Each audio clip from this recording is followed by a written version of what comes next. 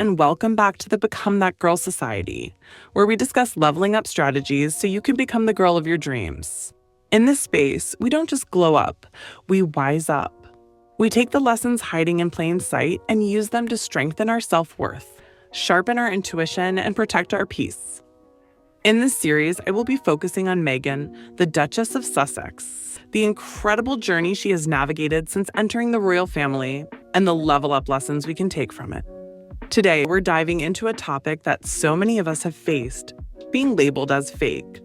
Whether it's in your family, your workplace, or your social circle, the accusation of being inauthentic is often nothing more than a projection of other people's insecurities. And Meghan's journey provides the perfect blueprint to understand why people so quickly label others as fake, especially when they're simply being true to themselves. We're going to break down some key reasons why people might think you're fake, what's really going on beneath the surface, and how you can rise above their attempts to discredit your authenticity. Let's get into it. Number 1, misery loves company. The saying misery loves company is not just a cliche. It's a harsh reality rooted in human nature. When people are stuck in pain, anger, resentment, or bitterness, they often seek validation from others who share their misery. It's not just about feeling understood, it's about feeling justified. Misery is a heavy energy, and to those who carry it, anyone radiating joy, ambition, or peace feels like a personal threat. The problem is, when someone who's trapped in negativity sees you thriving, it forces them to confront their own unhappiness. And rather than doing the inner work to heal, they choose the easier route, trying to pull you down to their level. When you're committed to your own growth, your energy will always feel fake to those who have given up on theirs. Your joy looks forced to them because they can't access it within themselves. Meghan's genuine kindness, enthusiasm, and optimism were often painted as strategic or performative. To people consumed by bitterness, whether that's the press, tabloid readers, certain family members, or even random trolls on the internet, her happiness felt like an insult. Why? Because it was a direct contrast to their own unresolved pain. People who are miserable often resent the fact that you're living proof that peace, joy, and growth are possible. They'll try to dismiss your happiness as shallow, your kindness as manipulative, your ambition as arrogance. Because if they admit you're genuine, they have to admit their own issues are self-inflicted. Always remember, your joy doesn't need to be justified. Your peace is not up for debate, and your success doesn't have to fit into their narrative of what's real. When you radiate happiness from a place of authenticity, those stuck in misery will always feel triggered, and their reaction says more about them than it ever will about you. Reason number 2 of why people think others are fake: they don't believe in their dreams like you believe in yours. People who have given up on their dreams often project their failure onto others. When you boldly pursue your goals and speak your dreams into existence, it's like holding up a mirror to those who've settled for less. And for some, that reflection is too painful to bear. Think about Meghan's determination. She was unapologetic about her ambitions long before she became the Duchess of Sussex. She built her own career, networked fiercely, and created opportunities for herself. She was the woman who dared to dream big and then went out and made those dreams a reality. To those who have buried their own aspirations, her success looked like arrogance, not ambition. People who have abandoned their dreams often resent those who haven't. They convince themselves that their limitations are universal, that success only comes to those who are lucky or privileged. So when someone like Meghan, someone who doesn't fit the traditional mold, someone who faced her own share of obstacles, dares to achieve, it disrupts their worldview. In their minds, if they couldn't do it, then neither should you. Your belief in yourself feels fake to them because they no longer have that belief within themselves. It's easier for them to tear you down than to rebuild their own confidence. They'll project their own self-doubt onto you, insisting that you're delusional, unrealistic, or putting on a show. Because if you're genuinely successful, what does that say about their decision to quit? The lesson here is that your dreams are not meant to be small just to make others feel comfortable. People who can't believe in their own potential will always have trouble believing in yours, and that's not your problem to solve. Reason number 3 of why people think others are fake: they're battling their own demons and don't believe anyone can be happy. Pain distorts perception.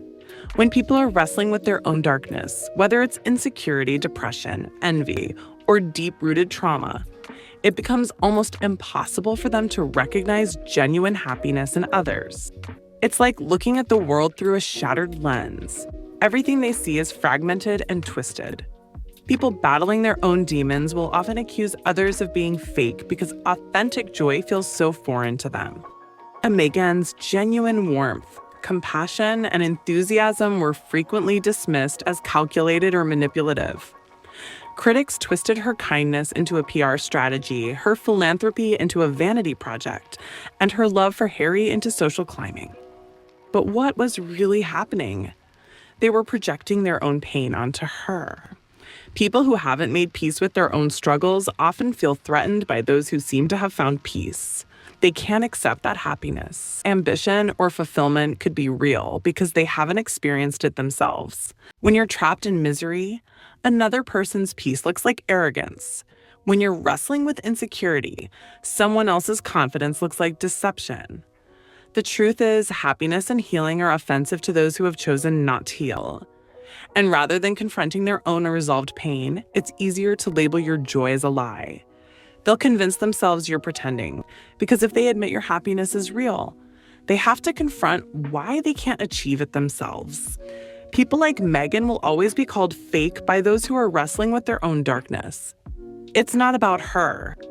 It's about their own inability to believe in the possibility of joy, healing, and growth.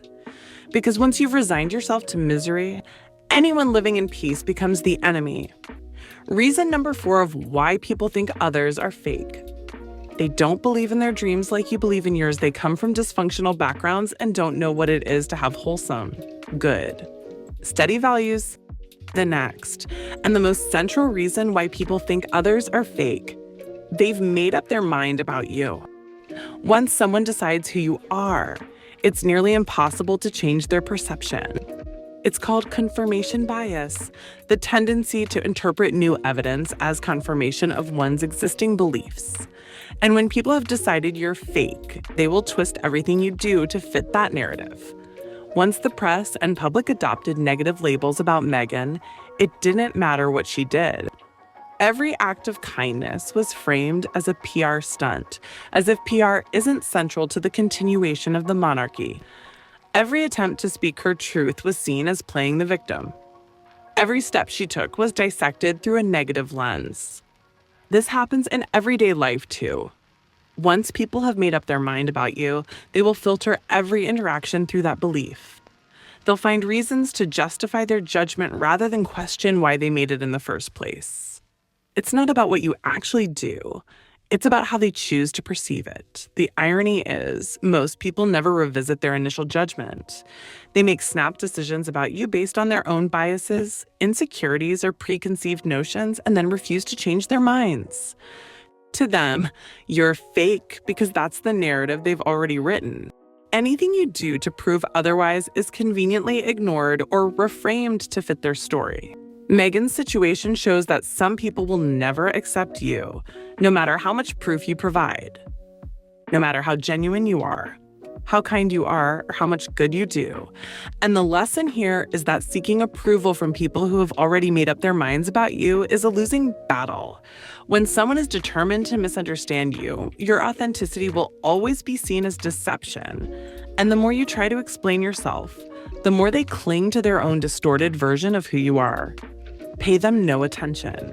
The next reason why people get wrongly labeled as fake: you shine without their approval. People who feel entitled to control or validate your success will always be threatened when you achieve that success without their permission. For those invested in maintaining power, status, or control, seeing someone thrive without their endorsement feels like an affront. Meghan's glow-up did not come with their permission. Her humanitarian work, acting career, and global influence were built long before she stepped into the royal family. She was successful without their stamp of approval. And for those who see themselves as gatekeepers of power, that's an unforgivable offense. In many circles, success is only considered legitimate if it follows a particular path. The problem with Meghan? She didn't follow their script. She wrote her own, and she excelled in ways that others hadn't even imagined. Those who are invested in controlling the narrative will often label you as fake simply because you refuse to conform. They want to be the ones who decide what's worthy of recognition, praise, or status. And when you disrupt that hierarchy, they'll do whatever it takes to discredit you. For Meghan, it was her independence and refusal to comply with their unspoken rules that drew so much hatred. Her ability to create her own platform, her own influence, and her own happiness without their permission was seen as arrogance. This happens everywhere, in families, friend groups, workplaces, and even social circles. When people have already decided that you're unworthy of success, they will never recognize your glow as genuine. Instead, they will label it as fake, manipulative, or undeserved. But here's the truth. You don't need their approval to be powerful. You don't need their validation to shine. And you certainly don't need their permission to be yourself. Your authenticity is not a performance. It's a statement. And the people who call you fake are often just angry that you did it without them. Finally, when people call you fake, it's rarely about you. It's about their own insecurities, unresolved pain, jealousy, and projection. Meghan's journey shows us that the more authentic you are, the more you will trigger those who haven't found their own truth. But that's their issue, not yours. When you're true to yourself, you will always be labeled as something by those who refuse to do the work. But remember this, you are not obligated to shrink yourself to fit their narrow perceptions.